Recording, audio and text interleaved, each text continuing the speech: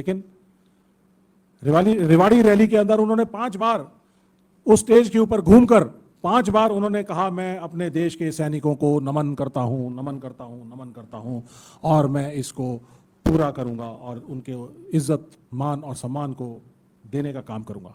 लेकिन हमारा ex serviceman जो कम्युनिटी है वो नेशनलिस्ट कम्युनिटी है, राष्ट्रवादी कम्युनिटी है, और हम लोग देश की एकता और अखंडता के लिए जब नौकरी कर रहे होते हैं, सर्विस में होते हैं, तो बॉर्डर्स पे लड़ाई लड़ते हुए अपनी शहादत भी देते हैं, अपनी कुर्बानियां भी देते हैं। लेकिन उसके बाद जब हम वापस सोसाइटी में रिटायरमेंट के बाद आते हैं तो हम एक देश का प्रति एक सोशल पॉलिटिकल दायित्व रखते हैं कि हम अपने देश को सही दिशा निर्देश अपने अपने छोटे छोटे गांवों में, कस्बों में, शहरों में, सब जगह देने का काम करें।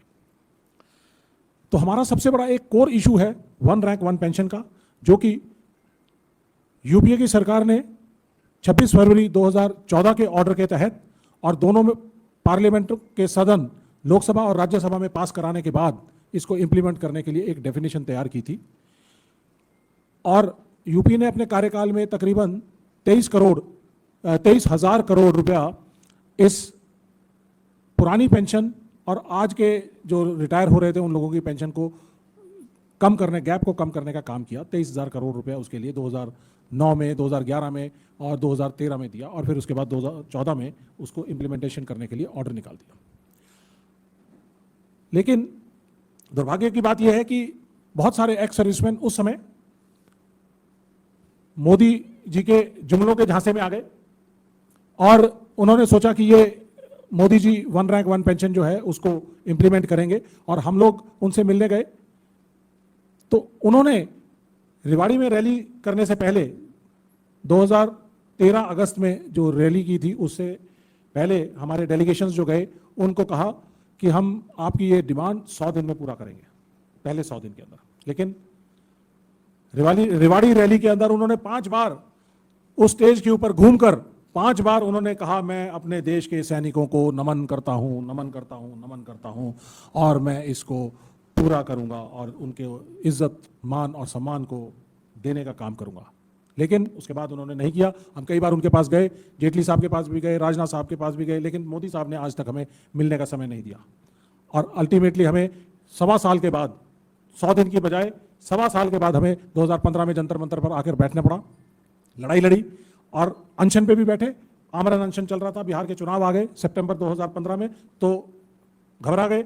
उस घबराहट के अंदर इन्होंने एक, मोदी साहब उस दिन फरीदाबाद की मेट्रो का उद्घाटन करने जा रहे थे तो वहां से कहा कि मैंने 1 रैंक 1 पेंशन फौजियों को दे दिया है।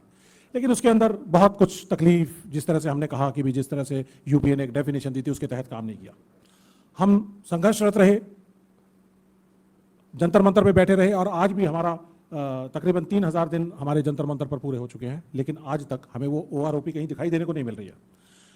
जिस प्रधानमंत्री ने और जिस सरकार ने देश के सैनिकों से, जो देश का सैनिक बॉर्डर पे खड़ा होकर अपनी जान न्यौछावर करने के लिए देश के लिए तैयार रहता है, अगर उससे खिलवाड़ किया या उससे धोखा दिया या उसको जुमले का एक सहारा बनाकर हमारे सामने एक जुमला फेंक दिया, तो ये मेरे ख्याल से हमारे लिए और हमारे देश के लिए बड़ी ही दुर्भाग्य की बात है कि ऐसे लोग दुनिया से छलावा करके उनकी वोट तो ले लेते हैं लेकिन उनके वादों को पूरा नहीं करते।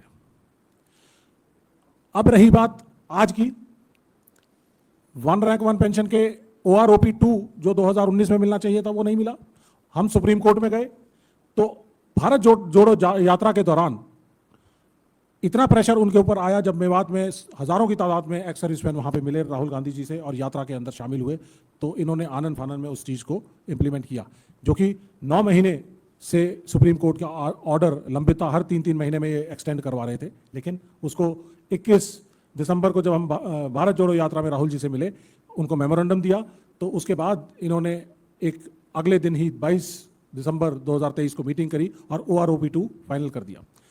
और उससे 5 दिन पहले इन्होंने सुप्रीम कोर्ट के अंदर एक एफिडेविट दिया था, जिसमें उसमें कहा, हमारी मिसलेनियस एप्लीकेशन के ऊपर सुप्रीम कोर्ट में एफिडेविट दिया और उसमें कहा कि सरकार के पास ना तो टेबल है ना पैसा है, तो सरकार उसको इम्प्लीमेंट नहीं कर पाएगी।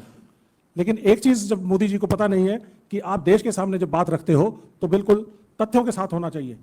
जब सुप्रीम कोर्ट ने 22 2022 के अंदर 15 मार्च 2022 को ऑर्डर दे दिया था कि 3 महीने के अंदर अंदर इंप्लीमेंटेशन करो, OROP 2 का इक्वलाइजेशन करनी थी, वो नहीं किया। अब पैसे का बजटरी प्रोविजन उनको करना चाहिए था, क्योंकि नया फाइनेंशियल ईयर शुरू हो गया था, होना था, अभी पैसा उनको प्रोविजन रखना चाहिए था। आप ये कैसे कह सकते हैं दिसंबर में जाकर कि हमारे पास पैसा नहीं है? तो इसका मतलब आपकी या तो फॉल्टी प्लानिंग है या आपकी नीयत में खोट है। तो अब हालात इस तरह के हैं। इन्होंने जो 1 रैंक 1 पेंशन का जो मसौदा तैयार किया है, इसके अंदर बहुत ही बुरे रूप से इसके अंदर खामियां, एनॉमलीज क्रिएट कर दी हैं, जिसकी वजह से हमारे जेसीओज की पेंशन जो है उसमें 6,000 रुपया कम हो गया। जहां 2014 में जो उनको मिल रहा था, 2019 की इंप्लीमेंटेशन हुई तो उसके बाद उसको कम कर दिया, 6,000 कम।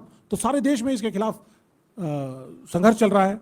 लेकिन इसके साथ साथ एक विश्वास की कमी आनी शुरू हो गई है कि भाई कैसे ऐसे कैसे हुआ कि फौज जब लड़ाई लड़ती है तो फौज का अफसर, जेसीओ और अदर रैंक्स, जवान सब मिलकर कंधे से कंधा मिलाकर लॉयल्टी, इंटेग्रिटी, निष्ठा, इस भाव से लड़ाई लड़ते हैं। और आज उन्हीं को ही, उस फैब्रिक को, उस ताने बाने को इन्होंने खराब करने का काम किया है, तोड़ने का काम किया है। और इस की वजह से कुछ चुनिंदा लोगों ने कुछ गलत स्पीचेस भी देनी शुरू की हैं। तो उन स्पीचेस को टैकल करने के लिए additional director general discipline and vigilance defence forces के, उसको एक ये लेटर जारी करना पड़ा है। 26 मई 2023 को ये लेटर जारी किया है। इसकी चाहिए तो इसकी कॉपी ले लीजिए। उसके अंदर उन्होंने कहा है कि इसका असर फौज के अंदर सेवारत सर्विंग सोल्जर्स और ऑफिसर्स और जेसीओज के संबंधों के बीच में आ सकता है। तो ये म्यूटिनस एक्ट हो सकता है। ये बड़ा ही सीरियस विषय है। तो इस चीज को अवॉइड किया जा सकता था अगर मोदी सरकार अगर ढंग से इस चीज को इंप्लीमेंट करती, या उनकी नीयत में खोट है कि वो जैसे दुनिया के बीच में सब जो जाति, धर्म, इस तरह का भेदभाव पूरे देश भर के अंदर कर रहे हैं, तो इस तरह का भेदभाव वो कहीं फौजों में तो नहीं कर रहे हैं। लेकिन इसका असर जो है बहुत दूरगामी होगा। अगर ये फौज के साथ खिलवाड़ करेंगे तो फौज का जो फैब्रिक है, सिस्टम है, उसके साथ खिलवाड़ करेंगे तो ये देश की एकता, अखंडता के लिए बहुत ही नुकसानदेह हो सकता है और हमारी नेशनल सिक्योरिटी के लिए एक बहुत बड़ा खतरा हो सकता है। तो इसलिए मोदी सरकार से रिक्वेस्ट है, इस प्लेटफॉर्म के जरिए मैं उनसे प्रार्थना करना चाहता हूं कि ये इस तरह के जो विसंगतियां हैं उसको बिना किसी देरी के उसको ठीक करें, इंप्लीमेंट करें, करेक्ट रूप से इंप्लीमेंट करें। इसके अलावा और बहुत सारे हमारे मुद्दे हैं। इसमें एक चीज़ और मैं जोड़ना चाहूँगा कि 2015 में एक रेड्डी कमीशन बनाया गया इस 1 रैंक 1 पेंशन के लिए। लेकिन हुआ क्या, वो रेड्डी कमीशन को जो है उसका कार्यकाल बढ़ाते चले गए, उसकी रिपोर्ट को इन्होंने साझा नहीं किया। सुप्रीम कोर्ट में केस चलता रहा। उस सुप्रीम कोर्ट के अंदर भी केस ऑनरेबल सुप्रीम कोर्ट से छुपाया गया रेड्डी कमीशन की रिकमेंडेशन को। सरकार ने जो ऑर्डर किया था कि 5 साल बाद इक्वलाइजेशन होगी, लेकिन रेड्डी कमीशन की रिपोर्ट कहती है कि 3 साल के बाद इसकी इक्वलाइजेशन होनी चाहिए। तो इसका मतलब सरकार ने ऑनरेबल सुप्रीम कोर्ट से तथ्यों को छुपाया, और जब ये 2022 में जो ऑर्डर आया है तो उसके अंदर सुप्रीम कोर्ट को इस बारे में जानकारी नहीं दी गई है। तो जो सुप्रीम कोर्ट से भी बातों को छुपा सकते हैं, सैनिकों को जुमले के तहत उनकी जो हक अदायगी है वो नहीं कर सकते हैं, तो ऐसी सरकार से हमें नाउम्मीद हम हो रहे हैं। और इसीलिए मुझे लगता है कि 2024 के अंदर इनको यहाँ से हटाया जाएगा और एक्स सर्विसमैन कम्युनिटी पूरी तरह से इनको उठाएगी। इसके अलावा हमने आपके प्रेस नोट के अंदर कुछ और चीज़ें भी मेंशन की हैं। हमारे कई सारे मुद्दे हैं, जैसे विडोज़ की पेंशन है वो 60% हो जाती है, उसको हमने कहा है कि उसको पूरा किया जाए। ऐसे ही रिजर्विस्ट हैं, उनकी पेंशन होती है, या फिर एक मिनिमम सिपाही की पेंशन दी जाती है जो कि 1962, 65 और 71 की लड़ाई लड़े हुए हैं। कुछ ही चुनिंदा लोग हैं लेकिन वो हैं, अभी जिंदा हैं, तो उनको प्रॉपर उनके रैंक के हिसाब से उनको पेंशन दी जाए। तो ये उनको मिनिमम 11,000 रुपये की पेंशन या 12,000 रुपये की अभी जो OROP 2 के अंदर दी जा रही है, तो वो ना किया जाए। इसके अलावा डिसेबिलिटी पेंशन है, उसको भी हम कहते हैं कि भी उसके अंदर भी थोड़ी पैरिटी लेके आए। इसके अलावा मिलिट्री सर्विस पे हमारे जो सेवा में डिफ़िकल्ट एरियाज़ के अंदर जो सब काम करते हैं, कंधे से कंधा मिला के काम करते हैं, तो उसके लिए मिलिट्री सर्विस पे अलग अलग रैंक की अलग अलग नहीं होनी चाहिए, बराबर सबकी एक जैसी होनी चाहिए। इसके अलावा हम ये कहते हैं कि भाई 80 साल के बाद अब पेंशन को 25% इंक्रीज़ कर देते हैं। तो जब ये 80 ईयर्स कंप्लीट होने के बजाय 79 ईयर्स जब हो जाते हैं या रनिंग 79 ईयर्स होता है, तो उस टाइम पे किया जाना चाहिए, 80वां साल जब चल रहा होता है। इसके अलावा हमारी डिमांड है कि जो एक्स सर्विसमैन कमीशन है वो एक बनाया जाए, जिसके अंदर जैसे SC/ST कमीशन है, विमेन कमीशन है, चाइल्ड प्रोटेक्शन का कमीशन है, इस तरह से एक एक्स सर्विसमैन कमीशन होना चाहिए, जिसके अंदर हम जो हमारे जो रेगुलर मुद्दे हैं, हमें हर जगह कोर्ट में ना जाके उन मुद्दों को हम वहाँ पे सुलझाया जा सके हमारा। और क्योंकि हमारे जवान कोई 35 साल में, 37 साल में, 40 साल में रिटायरमेंट आते हैं, तो जैसे बाकी सेंट्रल गवर्नमेंट सर्विसेज के अंदर 60 साल तक सेवा करने का मौका मिलता है, तो इसमें एक सेकंड कैरियर ऑप्शन की एक स्कीम ज़रूर आनी चाहिए, ताकि उनको अपने जो उनका टैलेंट है, उनकी क्वालिफिकेशंस हैं, एक्सपीरियंस है, उसके हिसाब से उनको दूसरी किसी सर्विस के अंदर मौका दिया जाए, ताकि वो 60 साल तक सेवा दे सकें। और इसके साथ ही एक और बहुत इंपॉर्टेंट चीज़ है कि हमारे फौजी भाई जो रिटायर होके आ जाते हैं, वो बहुत सारी जगहों पे सिक्योरिटी की एजेंसीज के अंदर काम कर रहे हैं। वो देश के सैनिक जिसने अपनी छाती पे बुलेट्स ली हैं, या देश का सैनिक जिसने बॉर्डर के ऊपर तपती हुई धूप के अंदर, जहाँ पे गर्मी इतनी ज़्यादा होती है डेजर्ट एरिया में कि टैंक के ऊपर हाथ लगा दो तो स्किन उस पर चिपक जाती है, या हाई ऑल्टीट्यूड एरिया जहाँ पर ठंड की वजह से -30, 35, 40 डिग्री टेम्परेचर होता है, वहाँ आप लोहे के ऊपर हाथ लगा दो तो आपकी स्किन चिपक जाती है। तो जिन लोगों ने ऐसे काम किए हैं, देश के लिए पूरे जज्बे से काम किए हैं, तो उनको किसी के इंडस्ट्रियलिस्ट के पास या किसी के सामने एक सिक्योरिटी गार्ड की नौकरी करते देखना मुझे शर्म की बात लगती है। तो उनके लिए सेंट्रल गवर्नमेंट ने प्रोविज़न किया था यूपीए सरकार के कार्यकाल में कि 10% रिजर्वेशन सभी जगह पे, सभी कैटेगरीज के अंदर दिया जाएगा। तो उसके तकरीबन 7,82,000 पद खाली पड़े हैं। वो 7,82,000 पद अगर तत्काल भर दिए जाएं तो हमारे बहुत से जवानों को, बहुत से सेवानिवृत्त जवानों को फ़ायदा मिलेगा। ये हमारी एक बहुत बड़ी डिमांड है। और इसके बाद हम ये भी कहना चाहते हैं कि एक कोवेनेंट एक्ट होना चाहिए, जिसमें सरकार सेवानिवृत्त जवानों के बच्चों की, फैमिलीज़ की, जैसे कि यूरोप के अंदर, अमेरिका के अंदर, कनाडा के अंदर, ऑस्ट्रेलिया के अंदर कोवेनेंट एक्ट है, जिसके अंदर सरकार की जिम्मेदारी है कि जो अपने सैनिक हैं, पूर्व सैनिक हैं, उनके बच्चों का, परिवारों का ख्याल रखें। तो ये एक नेशनल जिम्मेदारी होनी चाहिए, देश की एक राष्ट्रीय जिम्मेदारी होनी चाहिए कि उनके परिवारों को इज्जत मिले और उनके लिए ठीक से आदर सम्मान हो। और last but not the least, सबसे इम्पॉर्टेंट, हमारे देश इस टाइम पे बड़ा यंग एवरेज एज है, हमारी 32 साल की उम्र है। इस 32 साल की उम्र के अंदर हर बच्चे को नौकरी चाहिए, और हर ग्रामीण इलाकों के बच्चों की जो पहला चॉइस हुआ करता था कि मुझे फौज में भर्ती होना है। एक फौज की जो भर्ती होती थी उसके अंदर 100-200 वैकेंसीज के लिए 50-50, 60-60 हज़ार बच्चे जो है वो तैयारी करके उसके अंदर compete किया करते थे। तो हमारी सरकार ने देश की सुरक्षा प्रणाली के साथ खिलवाड़ करने का काम किया है और अग्निपथ स्कीम लागू की है, जिसके अंदर 4 साल के अंदर उसको सेवानिवृत्त कर दिया जाएगा। अगर 18 साल का बच्चा फौज में भर्ती होगा तो 22 साल में वो रिटायर हो जाएगा। तो ये हम तो 1 रैंक 1 पेंशन मांग रहे हैं, हम ये मांग रहे हैं कि उसको 60 साल तक सेकंड करियर का ऑप्शन दिया जाए। और यहाँ पर देश के बच्चों के साथ खिलवाड़ किया जा रहा है कि 4 साल उनको सिर्फ कॉन्ट्रैक्ट की नौकरी दी जाए, तो जिसमें से 4 साल में 1.5 साल वो ट्रेनिंग करेगा, 1.5 साल में वो यूनिट के अंदर जाके काम करेगा।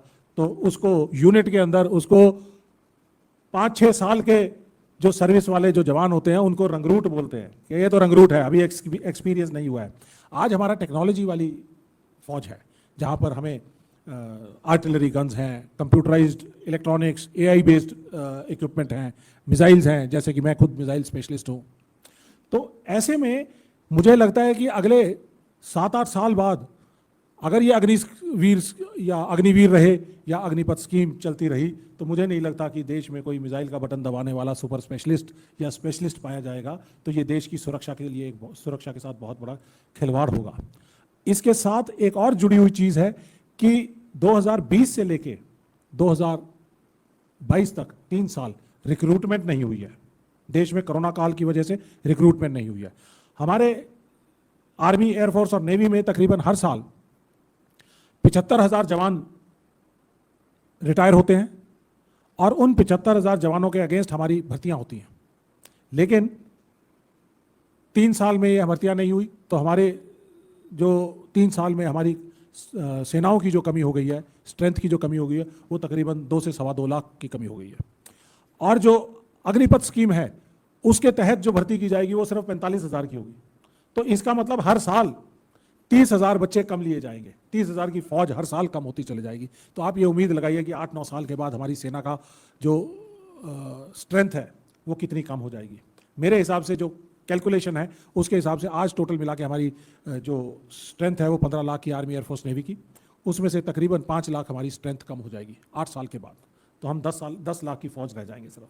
तो जब हमारे वेस्टर्न बॉर्डर पाकिस्तान के साथ हॉस्टाइल है, हमारा ईस्टर्न बॉर्डर लद्दाख से लेकर अरुणाचल तक का 2,500 किलोमीटर का बॉर्डर हॉस्टाइल है चाइना के साथ, तो हम इस घटी हुई फौज के साथ, कम हुई स्ट्रेंथ के साथ कैसे उनके साथ लड़ाई लड़ेंगे। तो ये एक हमारी देश की सेनाओं के साथ जो उसका फैब्रिक है, उसका सिस्टम है, जो उसके ईथोस हैं, उसके साथ जो खिलवाड़ हो रहा है। तो मैं ये मानता हूं कि मोदी सरकार हमारे देश की डिफेंस फोर्सेस को कमजोर कर रही है, जैसे कि उन्होंने बाकी सभी इंस्टीट्यूशंस को कमजोर करने का काम किया है, तो डिफेंस फोर्सेस को भी कमजोर कर रही है। ये हम कतई बर्दाश्त नहीं करेंगे। डिफेंस कम्युनिटी ने तकरीबन 182 हमारी एक्स सर्विसमैन ऑर्गेनाइजेशंस हैं, इन सब ने मिलकर एक फैसला किया है कि एक तो अग्निपथ स्कीम जो है उसको हम उसके खिलाफ पूरे देश भर में संघर्ष करेंगे और उस स्कीम को रोल बैक करने के लिए सरकार के ऊपर दबाव डालेंगे। और मैं यही बात हमने भारत जोड़ो यात्रा में राहुल गांधी जी के सामने भी रखी थी। उन्होंने कहा कि ये स्कीम बहुत ही देश की एकता अखंडता के लिए खराब है, तो इसको हमें रोल बैक करना चाहिए। तो मैं और ज़्यादा बातें ना करके, हमारे पास बहुत समय मिलेगा, हर बात जो है, जो मैंने आज पॉइंट्स उठाए हैं, हर एक सब्जेक्ट है अपने आप में, तो हम एक सब्जेक्ट को अलग अलग डील करेंगे आने वाले समय के अंदर और कांग्रेस पार्टी को मजबूत करेंगे। हमारा विजन है कि पूरे देश भर के अंदर एक्स सर्विसमैन डिपार्टमेंट, जो कि बहुत मजबूत डिपार्टमेंट बन सकता है, उसके लिए अगले हम 6-8 महीने में कोशिश करेंगे और 2024 के लिए हम अपनी कांग्रेस पार्टी को इतना तैयार कर देंगे कि 1 करोड़ जो डिफेंस कम्युनिटी के परिवार हैं उनको हम कांग्रेस की प्यार की, भाईचारे की, सहिष्णुता की, मोहब्बत की विचारधारा से और जो डेवलपमेंट की विचारधारा है उसके साथ जोड़ेंगे और कांग्रेस पार्टी को इसका बेनिफिट मिलेगा। और कम से कम 7-8% वोट शेयर मैं गारंटी करता हूं कांग्रेस पार्टी को कि हम इस तरह से मस्टर कर सकते हैं और कांग्रेस पार्टी जो है आने वाले 2024 में सरकार बनाएगी और 100% बनाएगी। बहुत बहुत धन्यवाद।